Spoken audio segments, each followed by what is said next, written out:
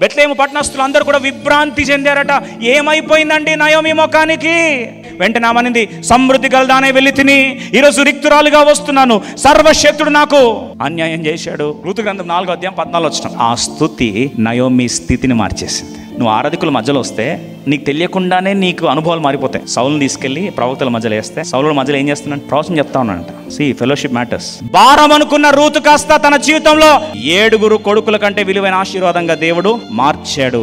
అది దేవుడు చేసే సమకూర్పు. కోల్పోయింది మహలోను కిల్యోన్ని, కానీ నయోమి సంపాదించుకుంది ఏం తెలుసా? ఏ బెత్లెహేములో అడుగు పెట్టిందో బెత్లెహేము చరిత్రను మార్చే ఓబేదును కనింది. ఓబేద్ ద్వారా యెషై ద్వారా దావీదు తరతరాల రాజ్య సింహాసనమును తన పురుడి పట్టిన పుట్టించింది నయోమి. శాపగ్రస్తమైన ప్రాంతం అన్నారు ఒకప్పుడు, రాహేలు చనిపోయిందన్న ప్రాంతం అన్నారు. అదే బెత్లెహేములో జీవాధిపతి అయిన యేసుక్రీస్తు వారు జన్మించడానికి ప్రత్యక్ష కారణమైంది.